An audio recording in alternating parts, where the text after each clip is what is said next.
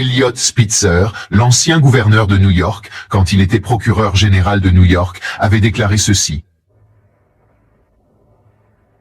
Ne faites pas de signe de tête quand vous pouvez faire un geste.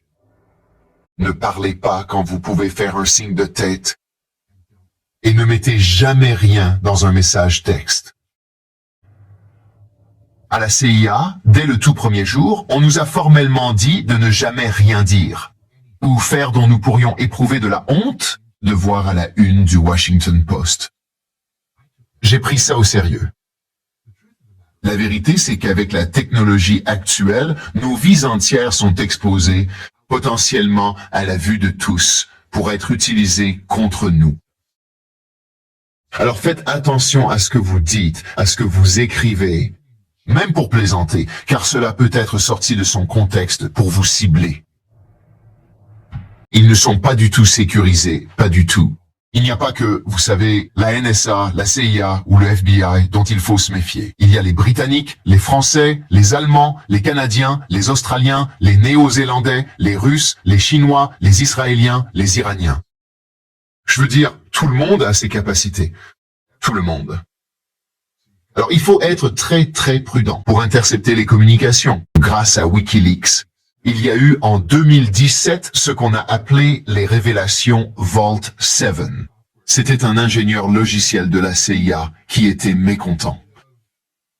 Et au lieu d'aller voir les Russes ou les Chinois, il est allé voir Wikileaks. Et il a téléchargé des milliers, des dizaines de milliers de pages de documents classés au-delà du top secret. Et ils sont devenus ce que Wikileaks a appelé les documents Vault 7. Ils incluaient donc des choses comme la CIA, par exemple, va pirater, disons, le système informatique du ministère de l'Intérieur iranien, mais ils laisseront de petits indices électroniques, tous écrits en cyrillique. En fait, l'alphabet russe. Ah, ouais.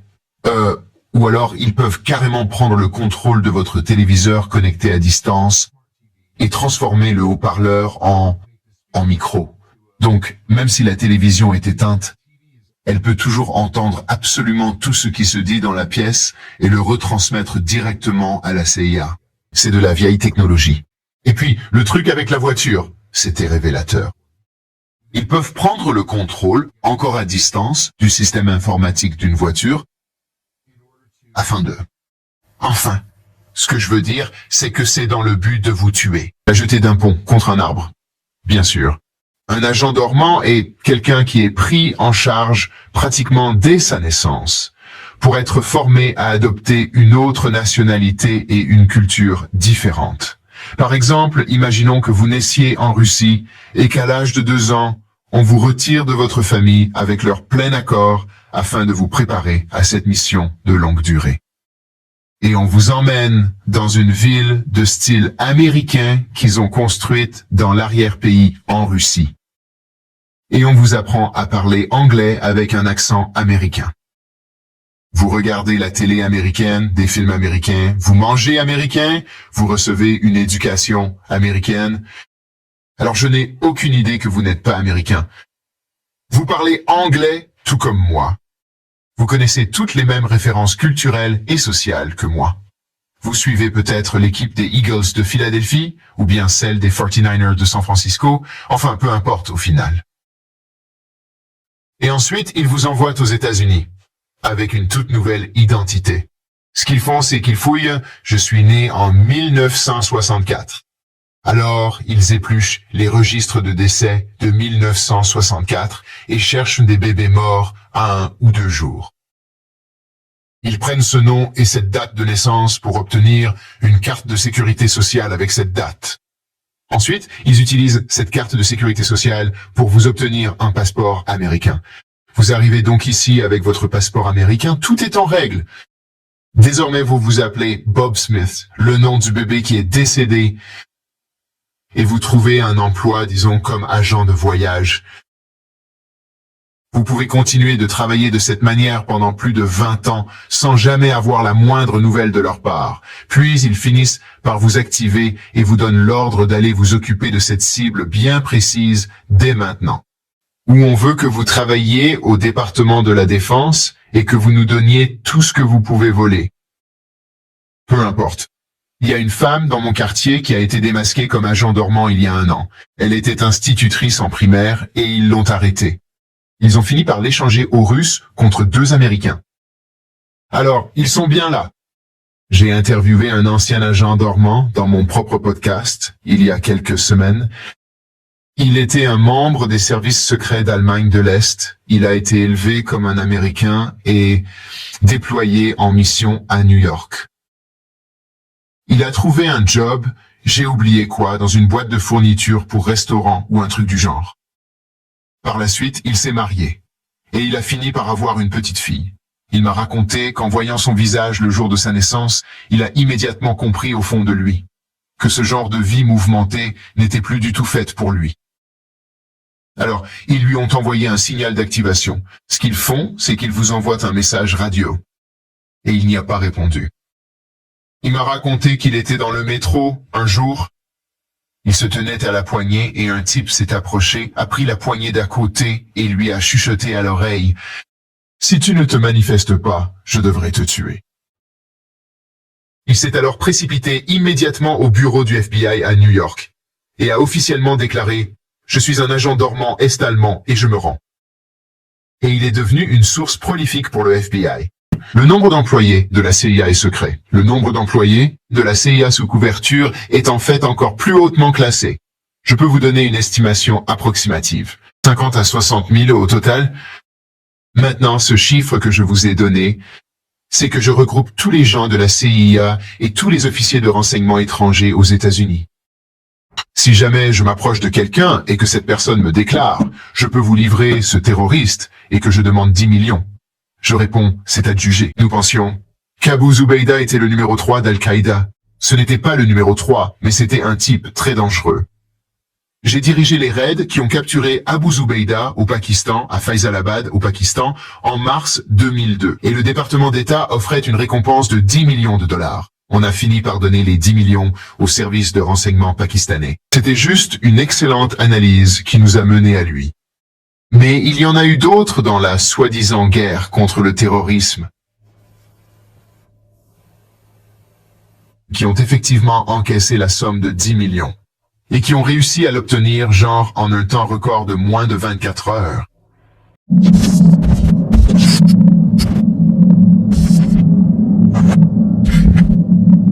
Voyez, et c'est un point important. Je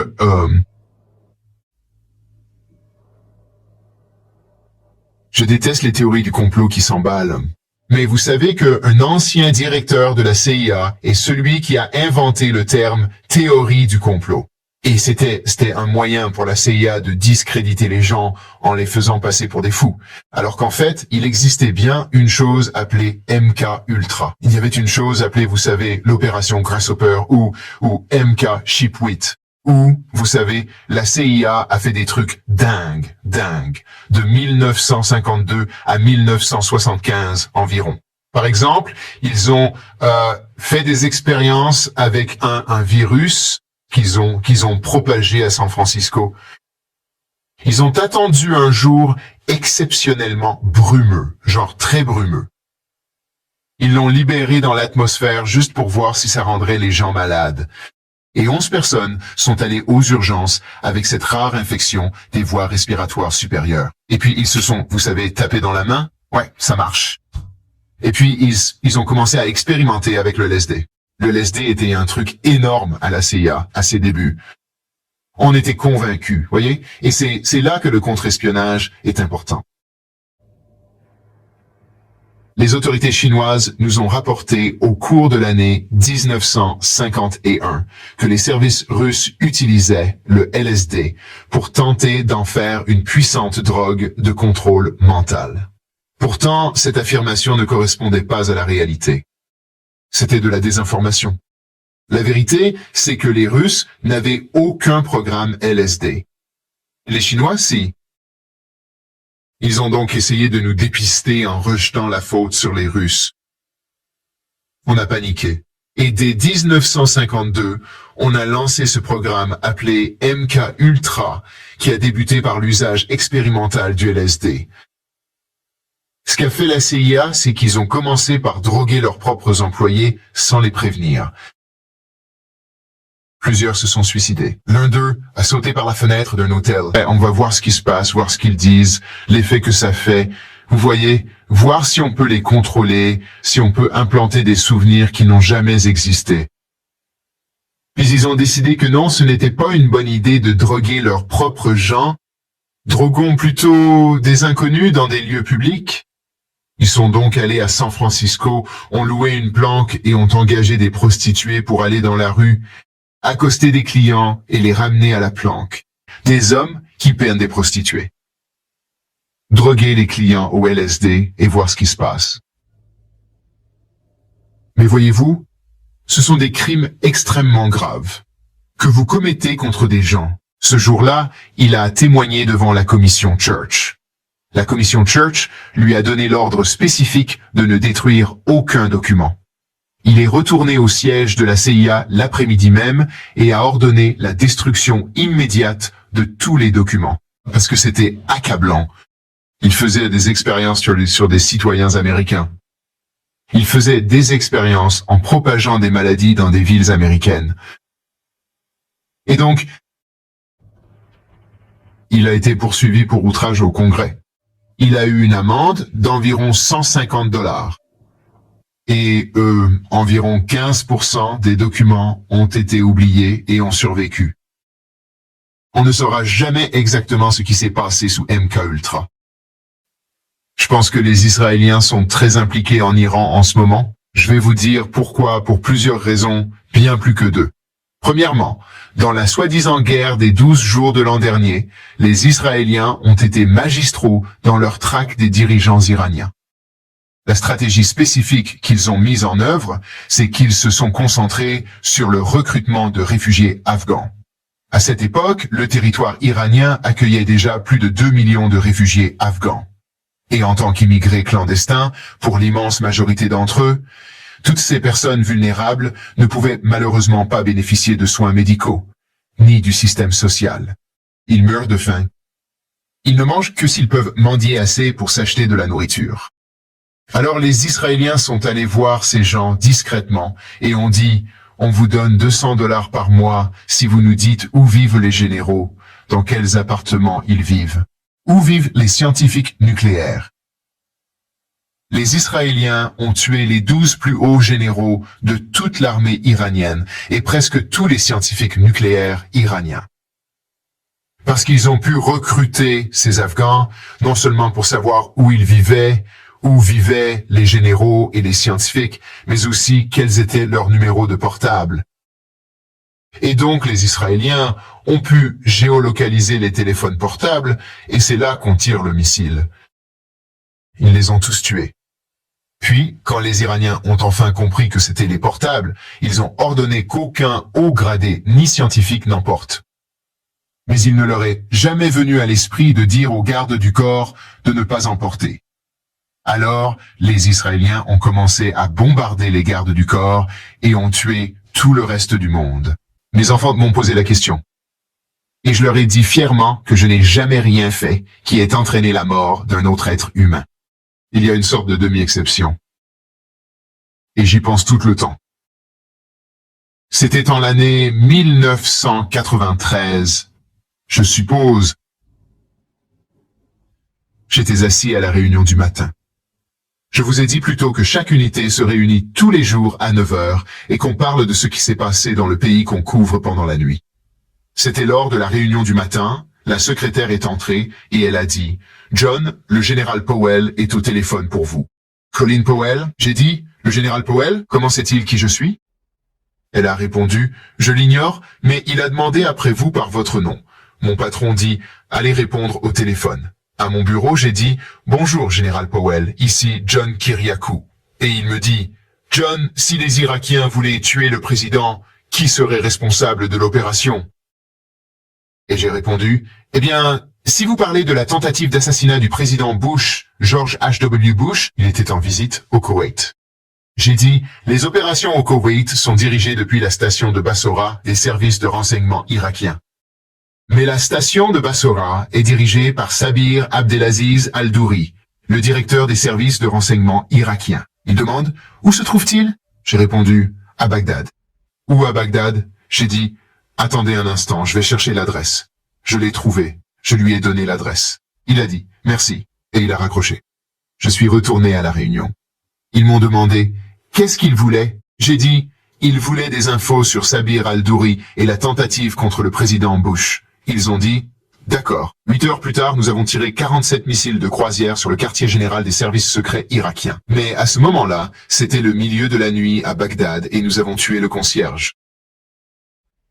Le lendemain, j'ai dit à mon patron « J'ai tué ce concierge. » Et il a répondu « Je savais que vous alliez dire ça. Vous n'avez pas tué le concierge. Vous n'aviez aucune idée de ce que Powell ferait de cette information. » J'ai dit « Je sais, mais je me sens toujours coupable. » À part ça, Dieu merci, je n'ai jamais eu à le refaire. Je ne sais pas comment je pourrais dormir la nuit. Quand Barack Obama était président, John Brennan, lors du premier mandat, était conseiller adjoint à la sécurité nationale pour l'antiterrorisme. Et il a instauré ce qu'on appelait la réunion de la liste de cibles du mardi matin. Il y avait Brennan, l'avocat du Conseil de sécurité nationale, quelqu'un du bureau du conseiller juridique de la CIA, et un représentant du directeur du Centre de lutte contre le terrorisme. Et chaque mardi matin, ils se réunissaient à la Maison-Blanche pour établir une liste de personnes à abattre dans la semaine. Les équipes se déployaient dans le monde entier, tuaient leurs cibles, puis revenaient se réunir le mardi matin suivant. Le cadre juridique est particulièrement explicite à ce sujet. Il doit impérativement s'agir de quelqu'un qui représente un danger clair et immédiat pour les États-Unis, pour la sécurité d'un citoyen américain ou pour une installation américaine. Ça a l'air d'être clair. En fait, ce n'est pas clair du tout. Et quand ils reviennent de ces missions, on doit juste les croire sur parole. Les Israéliens n'ont aucune règle. Ils tueraient n'importe qui. C'était quoi, il y a 3 ans? Cette opération des beepers, mais c'était du génie. Les pièces mobiles? Ah ouais, d'accord. Alors les Israéliens savaient que le Hezbollah, le groupe terroriste libanais, communiquait par beeper. Ils ne voulaient pas de portable, car ils ne voulaient pas que les Israéliens interceptent leurs appels. Et ils se sont dit, oh les beepers, c'est une solution sûre. Alors les services israéliens ont racheté une boîte située en Hongrie, je crois, qui fabriquait justement ces beepers, et ils ont fait en sorte que le Hezbollah commande massivement les beepers à cette entreprise précise. Ils ont ainsi pu insérer discrètement des explosifs dans les appareils, et les beepers sont ensuite partis vers leur destination finale, genre Taïwan, et de Taïwan en Thaïlande, puis de Thaïlande vers, j'ai oublié l'endroit exact, la Syrie, j'imagine, puis de Syrie au Liban. Et donc ce que les Israéliens ont fait, c'est qu'ils ont réussi à déclencher les explosifs de tous les beepers de manière simultanée. Ils ont tué tous les membres importants du Hezbollah. Ils ont essentiellement décapité le Hezbollah. Et ceux qu'ils n'ont pas tués lors de cette opération, ils ont bombardé les immeubles où ils vivaient. Oui, c'est ça aussi avec les Israéliens. S'ils veulent vous tuer, ils ne vont pas juste faire une exécution de près. Ils feront sauter tout le pâté de maison où vous vivez. Ils tueront 1000 personnes juste pour vous avoir, et ils s'en fichent. Et puis ils disent, qu'est-ce que vous allez faire? Allez à la Cour internationale de justice. Mon tout premier briefing en tant qu'analyste junior était pour les Israéliens. Mon patron a dit, d'accord, il dit, tu vas donner ton premier briefing de liaison classifié. Ce sera pour les Israéliens, et il y a 2 ou 3 choses à savoir. J'ai dit, d'accord. Il a dit, on ne laisse pas les Israéliens entrer dans le bâtiment. Jamais, et pourquoi pas? Il a dit, ils nous espionnent. Non seulement ils nous espionnent, mais ils apportaient toujours des cadeaux. Chaque fois que quelqu'un apporte quelque chose, vous devez le passer au rayon X. Il y a des dispositifs d'écoute bourrés de piles pour 2 ans. On leur dit, les gars, faut arrêter. Chaque fois que vous venez, vous truffez nos salles de réunion de micro. C'est pas correct. Vous devez arrêter ça. Et là, ils font, oh d'accord, d'accord. On savait que vous le trouveriez. On plaisante. Sérieusement. On doit donc les rencontrer à des kilomètres du siège, dans un endroit qu'on loue. Alors, il a dit, rien au-dessus du niveau secret, Aucune information top secret, seulement jusqu'au secret. J'ai dit, d'accord. Alors j'y vais avec une douzaine d'analystes.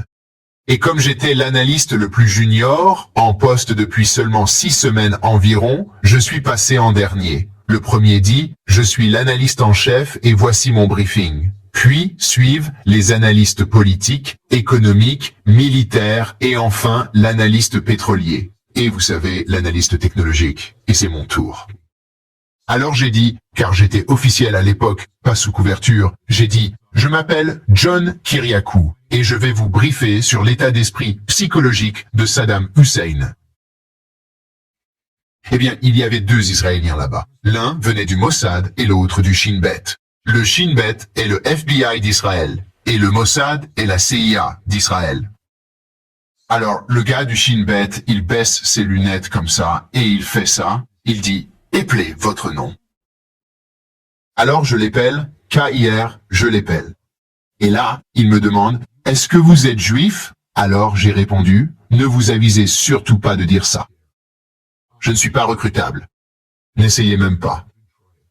J'étais furieux. On est sorti du briefing, j'allais exploser.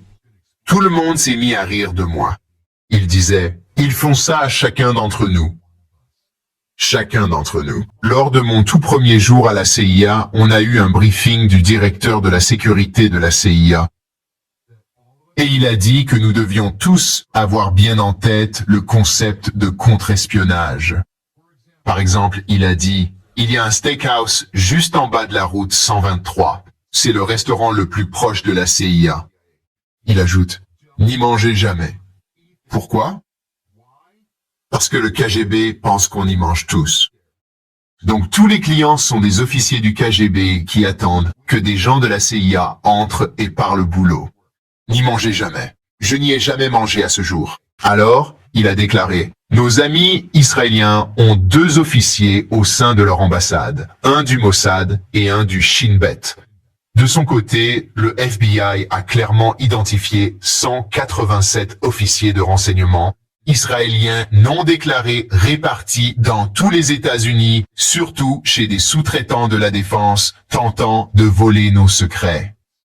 Pourtant, on donne aux Israéliens 95% de nos secrets de défense. Vous voulez le F-35? C'est fait. Voici le F-35. Vous voulez ce missile perfectionné? Tenez, c'est cadeau.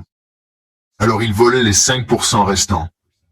Les Chinois sont si doués dans ce qu'ils font, et les Chinois font preuve d'une patience exemplaire. Vous savez, aux États-Unis, on n'a pas de vision à long terme pour quoi que ce soit.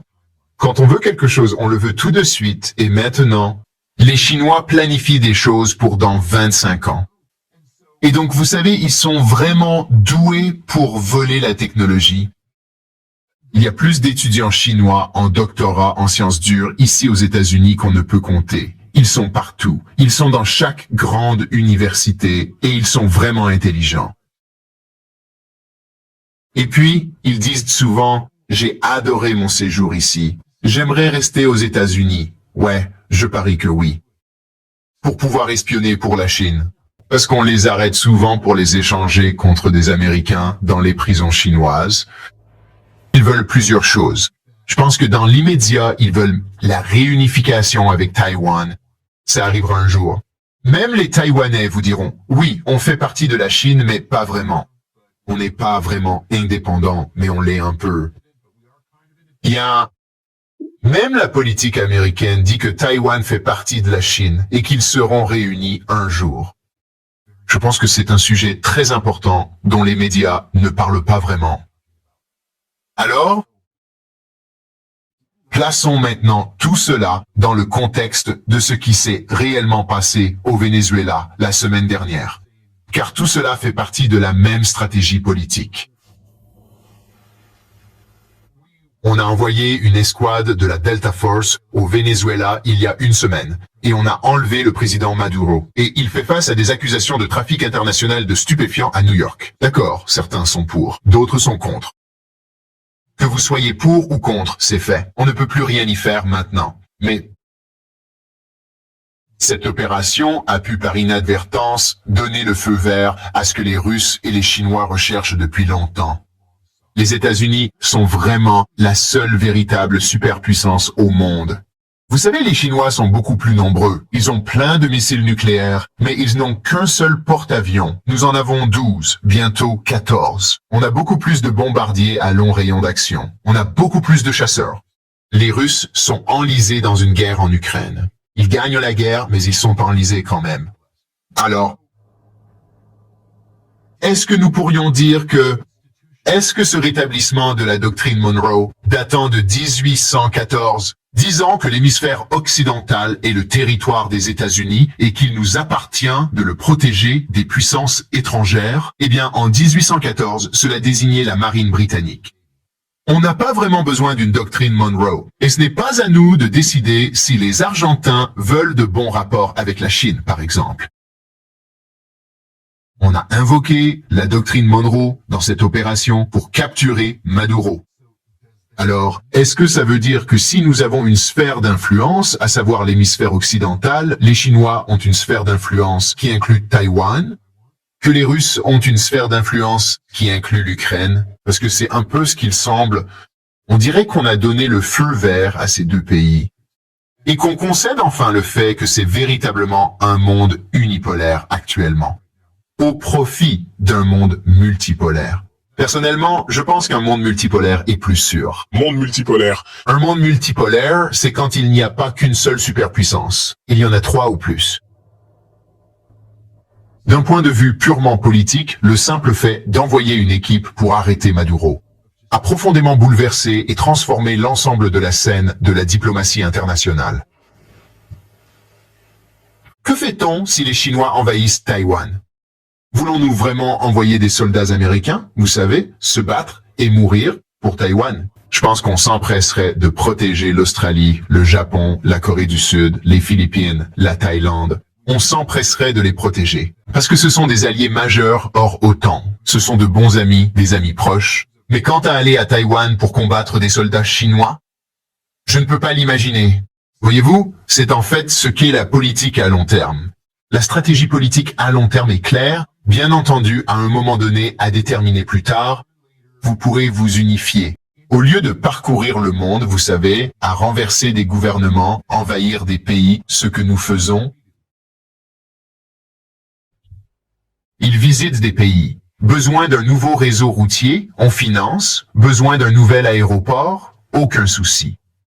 Besoin d'un hôpital, d'un réseau électrique, on a plein d'argent grâce à notre excédent commercial, on va payer pour ça.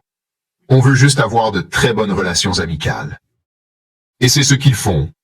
Les Chinois possèdent l'Afrique en ce moment.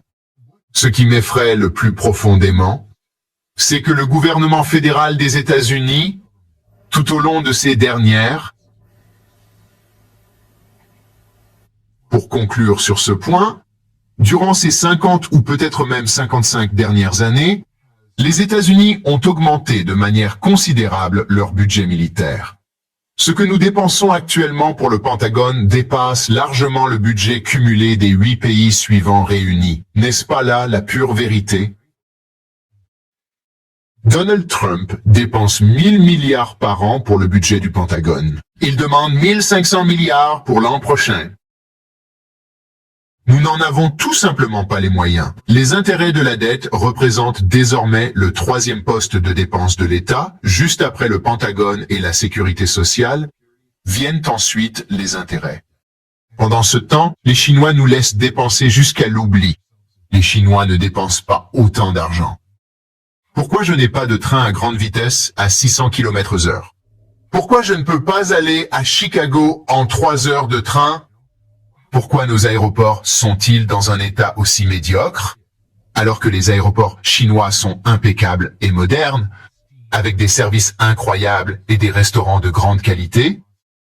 Pourquoi les routes chinoises n'ont pas de nid de poule? Chez moi, c'est comme si on traversait la Bosnie. C'est parce qu'ils ont décidé de ne pas dépenser leur argent en armes. Ils l'investissent dans les infrastructures. Oui, je le pense. On ne peut pas tenir ce rythme. C'est impossible. On va devoir augmenter les impôts et réduire le budget. L'une des choses les plus importantes pour moi, c'est l'éthique. J'aime profondément ce pays plus que n'importe quoi d'autre au monde. Et je veux sincèrement qu'il se comporte avec droiture. On est un État de droit. Et on se doit d'obéir strictement aux lois. C'est pourquoi j'ai choisi de dénoncer la torture. On en est arrivé au point, et tout cela a commencé aux alentours de l'année 2000 ou 2001. On en est arrivé au point où si on veut vraiment faire un truc, on finit par le faire. Le gouvernement a officiellement voté la loi fédérale sur la torture, qui prohibait strictement cette pratique, d'accord? Au cours de cette même année 1946, on a également exécuté des soldats japonais qui pratiquaient des simulations de noyade sur nos prisonniers de guerre. C'était passible de la peine de mort de faire subir ça à quelqu'un, vous voyez? En 1968, le 11 janvier 68, le Washington Post a publié en une la photo d'un soldat américain torturant un prisonnier nord-vietnamien. Dès la parution, le secrétaire à la Défense, Robert McNamara, a ordonné une enquête immédiate.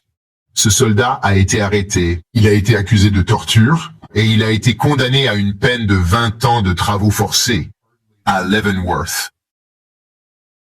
Et puis en 2002, c'est devenu légal.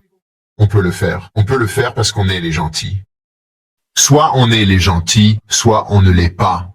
Soit on est ce que Ronald Reagan appelait une cité radieuse sur la colline, soit on ne l'est pas. Quand j'étais en poste à Bahreïn, j'étais l'officier des droits de l'homme, je devais rédiger le rapport annuel pour le Congrès.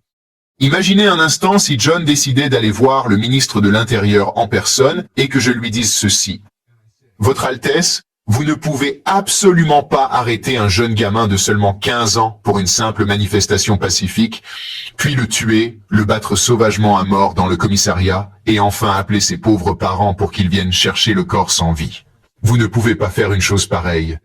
Je dois en référer au Congrès, et vous perdrez vos droits d'achat de matériel militaire américain. Mais le chef de station de la CIA arrive 1 heure après et dit « N'écoutez pas le gars des droits de l'homme. Je vous donne 10 millions de dollars. Si vous ouvrez une prison secrète ici, on vous enverra des détenus. Vous les torturez et vous nous donnez un compte-rendu de tout ce qu'ils disent sous la torture. Qui va-t-il écouter? Est-ce qu'il va m'écouter? Il ne va pas m'écouter. Si soudain la torture est légale juste parce qu'on le décrète.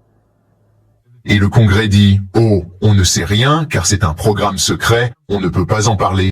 Quand l'amendement McCain-Feinstein contre la torture a été adopté en décembre 2014, John McCain a déclaré au Sénat que c'était grâce à moi. C'est grâce à l'ensemble de mes révélations. Il a d'ailleurs affirmé clairement que si je n'avais pas dit au peuple que la CIA torturait des prisonniers en leur nom, le grand public n'en aurait jamais rien su. C'est pour ça que je dis que ça en valait la peine.